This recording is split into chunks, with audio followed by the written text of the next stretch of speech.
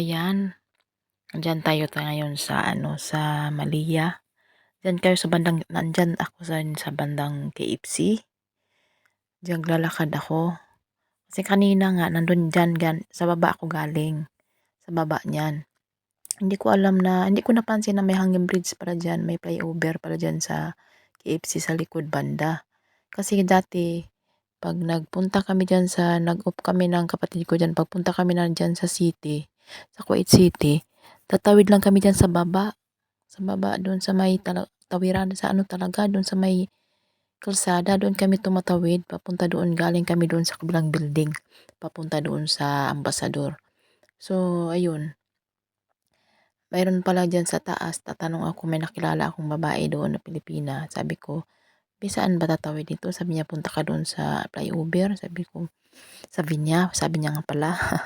Sabi ko, ay ganun ba? So ngayon, first time ko nga lang diyan punta diyan, aakyat sa flyover.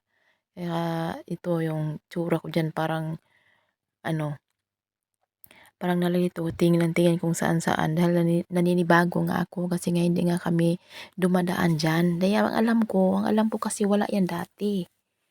Kaya nung tawiran namin dati sa baba, nilagyan kasi ng screen, kaya yun. Ang ang ano pala yan, ang ending pala yan, ang end pala niyan doon sa Ambassador sa likod ng Ambassador, diyan sa Kuwait City. Ayan o, yan sa baba o, andun yung mga sasakyan.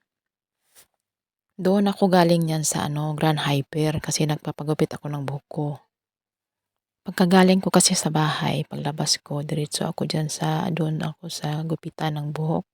Hinahanap-hanap ko, tinatanong ko pa nga yung kapatid ko, mini-message ko pa kung saan siya nagpapagupit dati, saan banda. Itinuruan niya ako doon daw sa kabilang building sa may Grand Hyper sa taas. So ayun, kaya tumawid ako diyan dahil nga naghanap ako, kakain ako doon sa kabila sa Ambassador sa taas.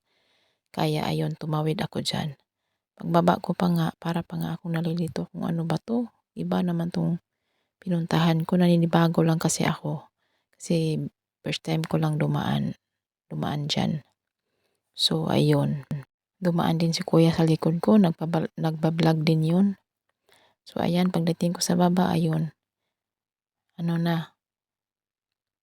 kaliwat kanan na yung paningin ko diyan dahil nga sabi ko parang iba 'to. Parang iba 'tong pinasukan ko kasi nga first time ko yang pumunta diyan, pati tuloy yung mga taong nadaanan ko nagtaka kung bakit yung mukha ko, kung saan-saan nakatingin. Hanggang sa pagdating sa taas, yung ulo ko kung saan-saan na rin nakatingin kaliwa at kanan. Kaya hinahanap ko nga kung saan ako papasok, papunta doon sa taas sa Ambassador. Kaya ayun, titingin-tingin ako. Tapos pagdating ko diyan sa loob, nung dumain ako sa loob, may sales lady nagtitinda, tinatanong ko. Hinahanap ko yung hagdan. Kasi yun ang ko, palatandaan yung hagdan doon sa papunta sa taas sa ano ang tawag nito? Sa kainan. Sa hindi ko maalala. Sa kainan, basta sa kainan. Hinahanap-hanap ko. Kaya yun, may nagturo sa akin na doon daw sa taas. So ayun, akyat naman ako sa taas. Tapos sabi ko pa nga, ito ba yun? Ibang hagdan naman yung nadaanan ko, sa kabila pala. Kabilang hagdan pala yung nadaanan ko. Sabi ko, parang iba to. Tapos dumiretso, hanap-hanap ko. Kaya tingnan nyo yung itsura ko dyan kung saan. Dahan-dahan nga lang ako nang maglakad, baka mamaya madapa ako sa kahanap nung kainan dyan sa taas. Tapos ayun, lakad-lakad, tingin-tingin, hinahanap kung saan talaga banda kasi ang sabi nung Pinay, dyan nga daw sa taas. Ay nako, sa wakas nakikita ko rin. Diyos ko, ang tagal kong hinahanap-hanap. Naalala ko na yan dyan banda. Tapos ayun. Tapos pagdating banda dyan sa kainan, may sumusunod-sunod sa akin. May sumusunod-sunod talaga sa'yo pag nandyan ka na sa kainan dahil nga aalokin ka na, dito ka kakain. Marami kasing dyan, karinderya sa taas, kainan. Kaya yung mga dyan, mga nagbibinta ng pagkain, nag-aanuhan sila. tawag nito, nag-uunahan, nag-aalok ng dumadaan kung saan kakain. So, yun lang po ang video natin for today.